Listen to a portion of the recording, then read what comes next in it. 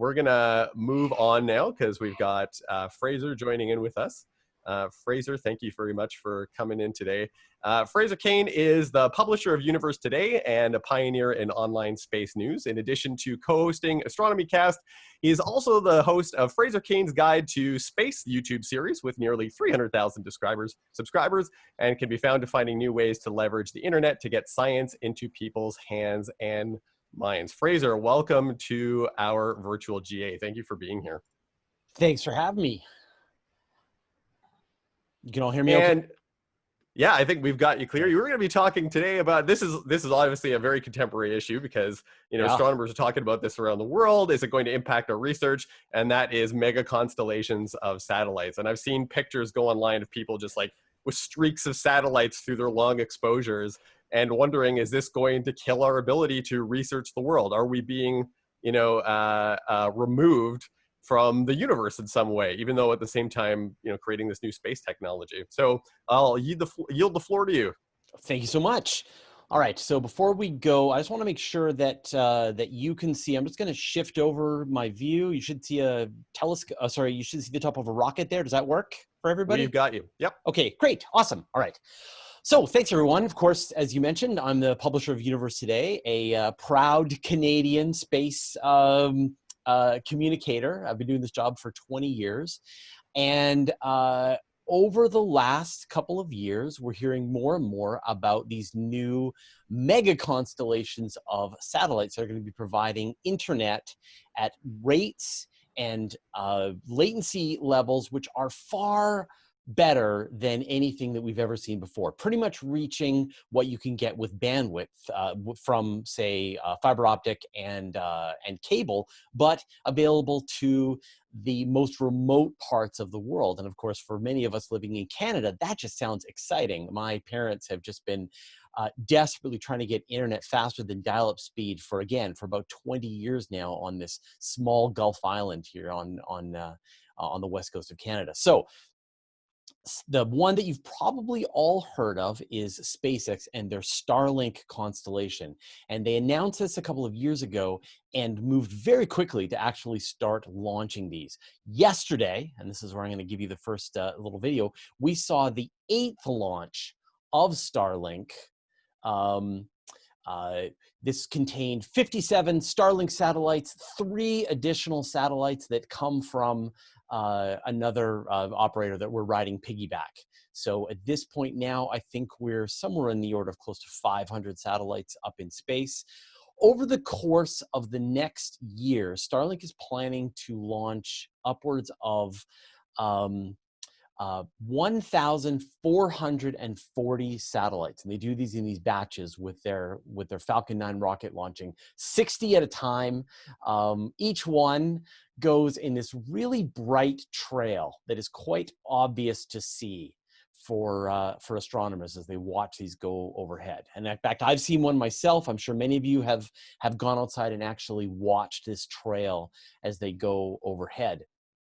Now, this is after they first launched. They're at a very bright magnitude. They're probably magnitude like 2, 1, 2, 3 at the most, which freaked out astronomers when they first saw this for the first time, because is this what we're going to be seeing in the night sky? You sort of extrapolate this out to thousands and thousands, potentially 42,000 satellites is what SpaceX has asked the FCC for permission to be able to do. And so we're looking at what could be a lot of light pollution.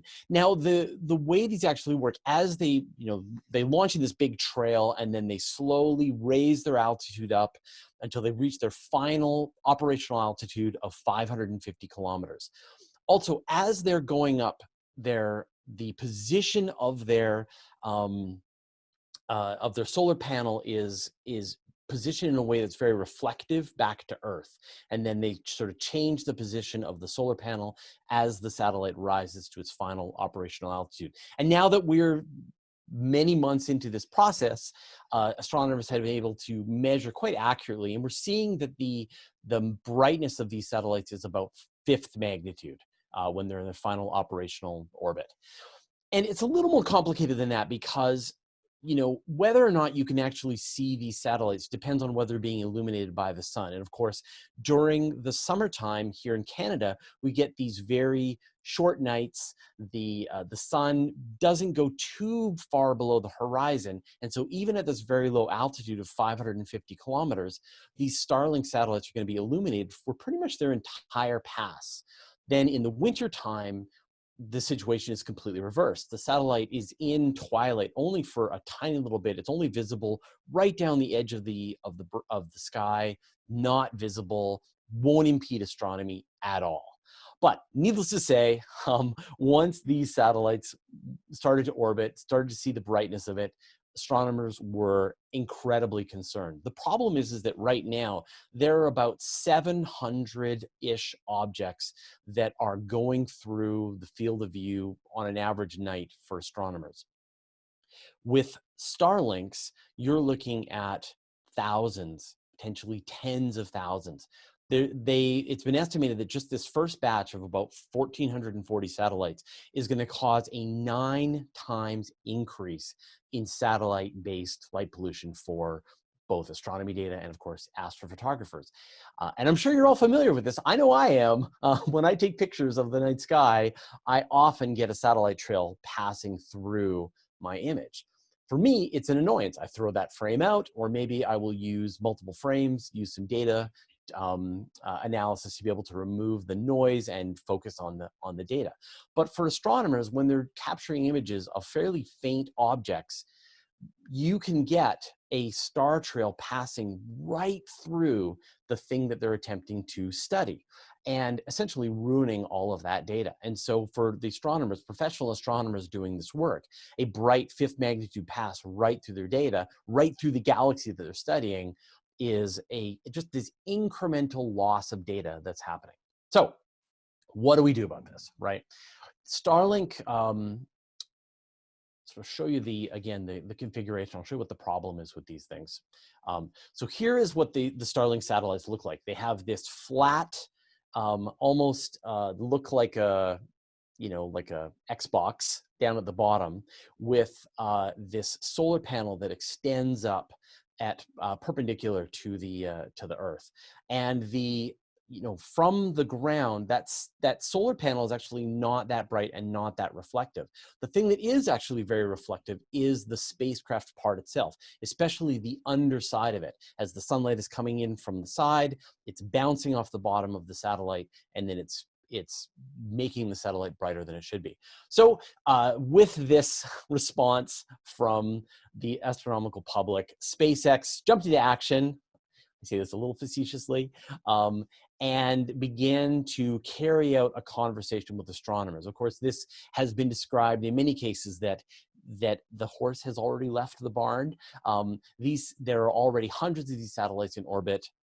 They've been approved for tens of thousands of these satellites, and there's no reason that SpaceX needs to really pay attention to what the astronomers are being concerned about. That said, SpaceX has been remarkably responsive and has actually been working with astronomers quite a bit. And so they've been trying to figure out some ways that they can lower down the magnitude from this really bright 5th magnitude down to something that's more reasonable. And astronomers are hoping for 8th magnitude if they can get there. So the first idea that SpaceX came up with was to darken them. Of course, people have always said, well, why don't they just paint them Vanta black, right? Paint the bottom of these satellites Vanta black. They'll absorb all of the light from the sun, and they won't be as bright. And so SpaceX darkened one of their satellites and then sent it up. And this was a couple of months ago, back around January. They added this darkened satellite. They called it DarkSat. And all of the satellites went up to their operational altitude, and astronomers did very careful measurements. And they found that it did darken the satellite, but not by much, by about one magnitude. So while the rest of the satellites were in the 5 to 6 magnitude, this one was sort of about a 0.8, I think, less. So we're looking at sort of 6th magnitude for the darkened satellite. Now, the other problem, of course, is that when you paint the satellite black, it may be less reflective in the visible spectrum, but now it starts to heat up in the infrared spectrum. And so astronomers who are trying to do their work in the infrared see these satellites more brightly than they did before. The other challenge, of course, is that these are radio satellites.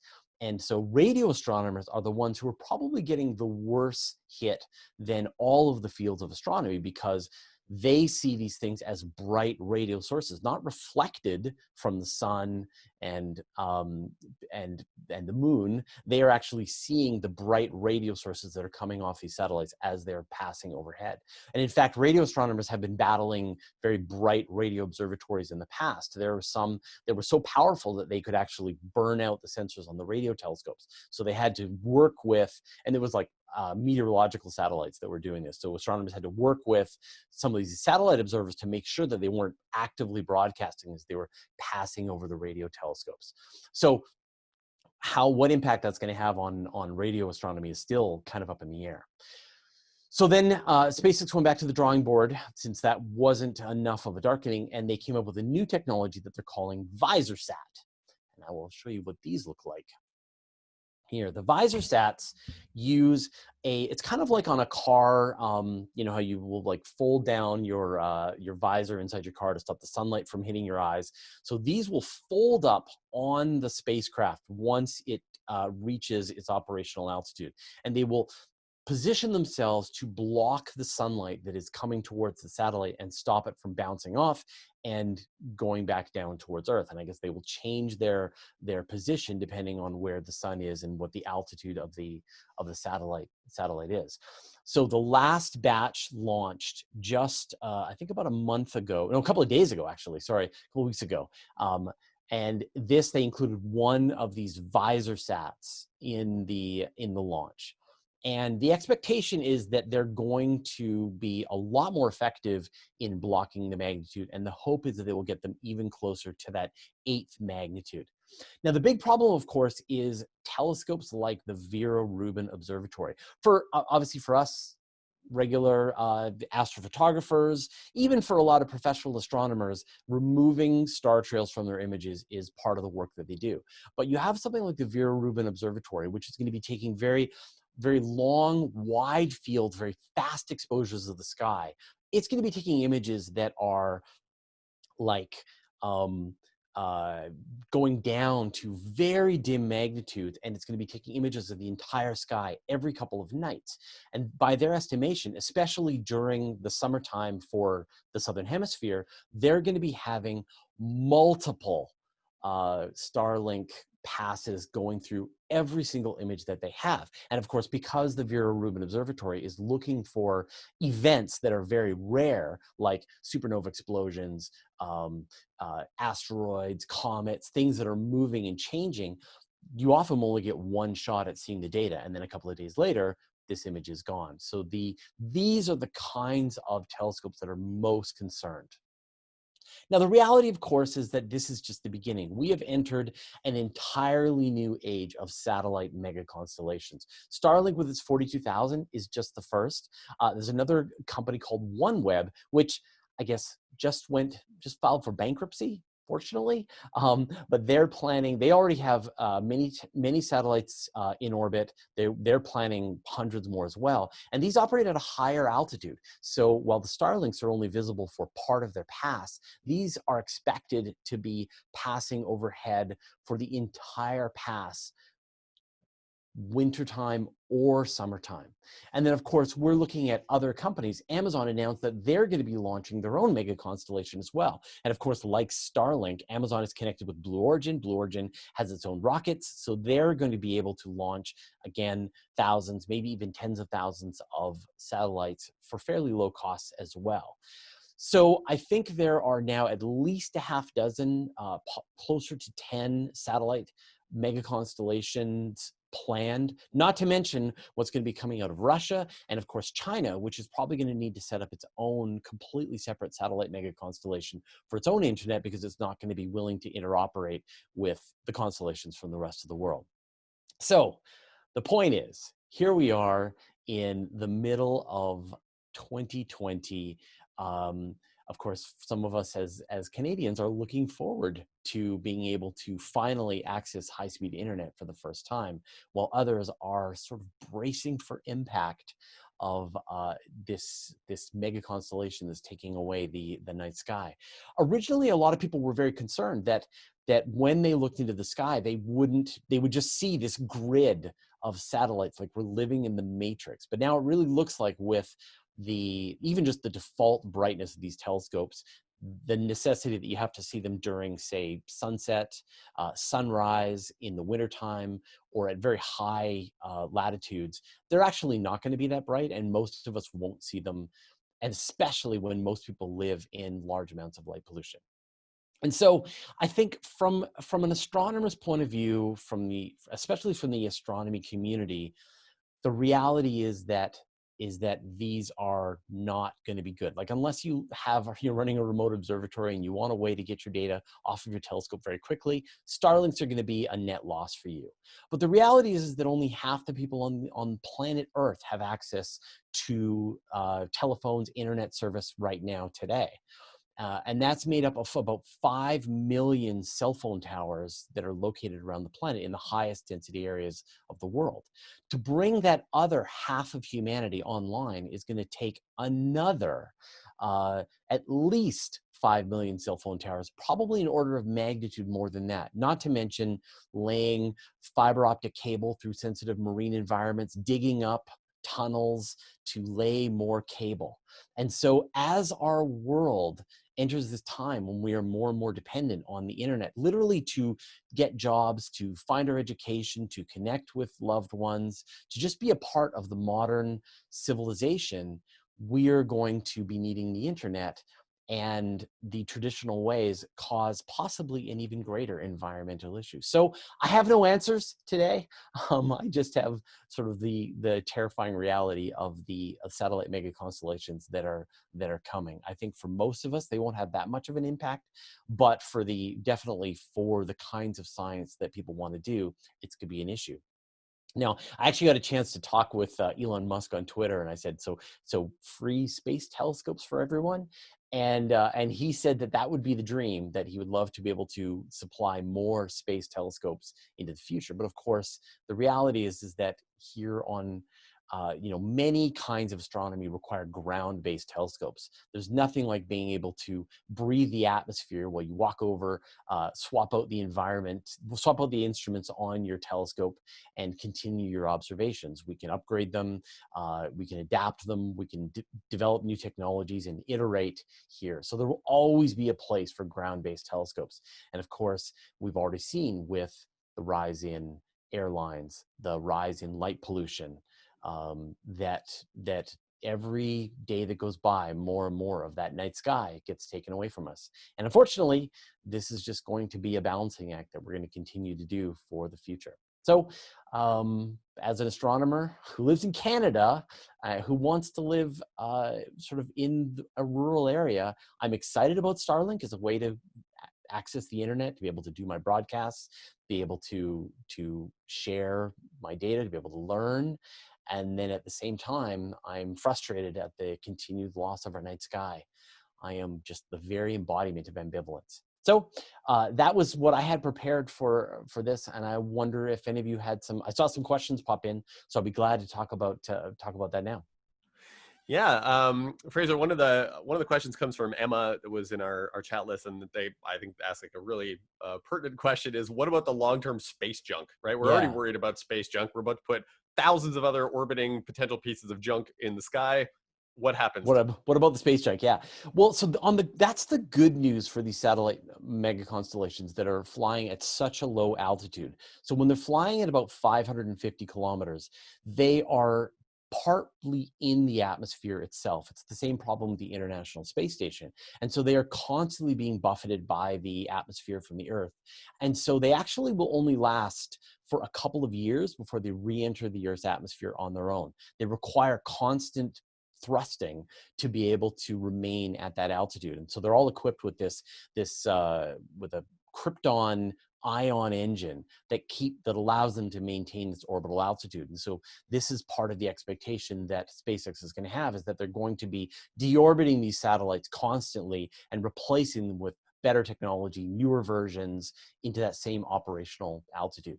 So of all of the problems that these mega constellations provide, fortunately, space junk isn't one of them for the ones that are at the lower altitudes, because even if they do destroy each other, smash into one another, all the parts, all the pieces will re-enter the atmosphere within a couple of years. The big risk is the ones that are flying at the much higher altitude, the ones that are flying at, say, 1,000 kilometers, 2,000 kilometers, the GPS satellites, ones like that. Now, of course, that's a region where space is bigger, so it's less likely that they're going to impact. But if they do, then you're looking at space debris that can last for hundreds of years, thousands of years, and there'll be a lasting impact on our environment. So in fact, we actually do want more of these lower altitude satellites and less of the higher altitude. And there's an interesting possibility that in fact, many of the services that are provided by the high altitude ones could be done by the low ones. So things like GPS, things like weather observations, crop monitoring, a lot of Earth imaging and stuff. Some of this is done by fairly high altitude satellites, which do pose a long-term risk for space junk. But the low altitude ones could do the job better, and they're constantly disposing of themselves when they end their life. So I would actually like to see more low altitude satellites and less of the higher ones. And thanks a reminder from Haley Miller, our GA coordinator, that actually next week, so June 20th, we have Aaron Boley from the Outer Space Institute. We'll actually be talking more about space junk. So for those of you who are interested in space junk, tune in next week. Fraser, how does this complicate launches? Like, we have that many more objects spinning around our planet, and we're thinking about going farther, back to the moon or into deep space. How does that complicate, like, trying to get something out safely out of Earth orbit? Well, even when you think about 42,000 objects orbiting the Earth, space is huge, and the area around the world, there's tons and tons of space for these objects. The plan is that they are going to be operating in very known, very predictable flight paths. SpaceX said that they're going to be transmitting real-time telemetry of their satellites to anyone out there who wants to be able to follow them, research institutions, so they can time when they're going to be making their observations, and as well as anyone who's going to want to be able to launch, they're going to know the position. And in fact, this is already done. NORAD and other groups are tracking tens of thousands of objects larger than a couple of inches across, and will issue warnings when there's a potential for objects to be colliding with each other. The International Space Station has to change its orbit from time to time to dodge an impact with some piece of space debris that's coming within a couple of kilometers of the station. And so this is a thing that right now they're very familiar with. And so that's not much of a risk. A couple of years ago, I know National Geographic, they produced this this series called Mars. I don't know if you had a chance to see it or not, but I think so. Yeah, so the whole first season is about it's a government body, public space exploration effort that first colonizes and lands on Mars. And then in the second season, a private company shows up, like a mining company, and they land basically adjacent to the first colony, and then all this like tension starts out between them, the private and public effort. In a way, this is kind of one of those first examples where, yes. and you've seen, you talked about some of the dialogue that happened between SpaceX and public researchers in order to mitigate some of their concerns. In terms of how you think that's going to progress in the future, using this as an example, what do we think that tension between public and private is going to be like in space in the future? Yeah, I mean, I think this is the issue that caught astronomers so off guard and made them so furious, was that this potentially devastating constellation of satellites was approved and launched with essentially no consideration for the impact on science at all, right? At no point were astronomers asked, would you like 42,000 satellites passing through your telescopes? And so you can see that the concerns are purely from the economic sense, purely from the what kind of impact will it have on the data transmission, on the frequencies that they're communicating in. But at no point were they concerned about the impact on science. And there are a lot of stakeholders. And so as humanity continues to move farther and farther out into space, we are going to learn there are more and more stakeholders. And the only thing that covers the rules right now is the 1957 Outer Space Treaty, which really says no one's allowed to put weapons of mass destruction into space. That you can't own space and you can't put nuclear weapons in space. But there is no nuanced conversation about what happens if a mining firm lands on the moon and starts to mine the surface of the regolith for helium-3 reserves. There's no rules that says what's to stop a person from going to an asteroid and mining that asteroid. And right now, we don't really have to worry about it. There's no, if there's one thing that asteroid mining companies do predictably, it's to go out of business because there's no way to make money from this yet. But we can imagine as the capabilities, as these, as SpaceX's Starship starts to launch and the launch prices come down, we can see significant concerns. And already you're starting to see from NASA and from the space agencies rules on planetary protection. From the White House and from the US, you're starting to see rules on space mining and what the impact is. And the hope is that no matter what happens, the solar system will still be seen as a wilderness like Antarctica, where you can't own it, where its primary purpose is for research.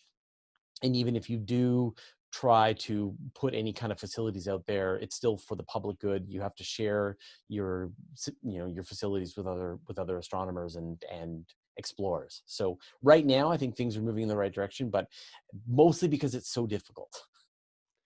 Yeah, we had the opportunity to visit actually a few years back, Planetary Resources based down in Seattle, asteroid mining operation. Speaking of companies who've gone out of business. Yeah, exactly. So it's kind of sad to hear about that. I remember they had an asteroids arcade box like set up right in the entry of the place. Actually, kind of bouncing off that, here's a question from Artash in Toronto, and they said, right now most countries in the world have not even entered the space sector. Once they start launching satellites, this problem will grow exponentially. So is there, kind of maybe bouncing off what you'd said about the agreements in the 50s, but is there any world agency that currently determines the allotment of orbits to these satellites? No, it is still a free-for-all at this point. And so these are the kinds of rules that really need to be defined. Right now there's no rules about, say, space junk, leaving behind space junk. There are international groups that will coordinate with each other, they'll inform each other, but there's nothing to stop China from putting a spacecraft into any orbit that it wants. But you're starting to see, for example, with space junk, you're going to want some kind of rules about like, if you're going to launch a rocket, you need the upper stage to deorbit itself, or when your satellite has reached the end of its life, you want it to deorbit so that it gets out of the way and isn't a potential hazard down the road. And so I think we're going to see more and more international rules defined over the coming years to try to figure out how to clean up after ourselves as we launch more and more stuff out into space. Fraser, in if people want to connect with your content in the future, I know I've been following your stuff for years. I always love seeing your posts on YouTube, but if people are interested in connecting with you, where do they find you online? Yeah, I mean, the best thing is, of course, Universe Today, which is my website. As you said, I'm co-host of Astronomy Cast. I've got a long-running show on YouTube. And I think the thing people probably most enjoy, I do a weekly email newsletter where I write the whole thing by hand. It's like every piece of space-related news that I've seen this week. It's gigantic. It'll take you a couple of hours to go through, but it's like the one comprehensive source. So you can get that from my website at universetoday.com/newsletter. Perfect. Fraser, thanks so much for joining us today. I'm sorry I didn't get a chance to see you all in person. It would have been a lot more fun to do this talk. I know. Yeah, we were talking all about that, and I think some of the exchanges we had between one another is that we felt really confident with putting on a live event, but then when we shifted everything online, everyone was like, "This is like starting from scratch." So we know you're an expert, definitely with online and social media connections. So we're glad to have you around today. Yeah, you're welcome to stay around for the rest of the day today. I do have to run, but I may drop in from time to time. But so again, thank you everyone for watching. Let me know how your personal experience goes with the Starlinks as you're pulling the trails out of your images. But I think this is not a problem. We're already very familiar with this issue. Yeah, absolutely. Thank you so much again. All right. Take care, everybody. You too.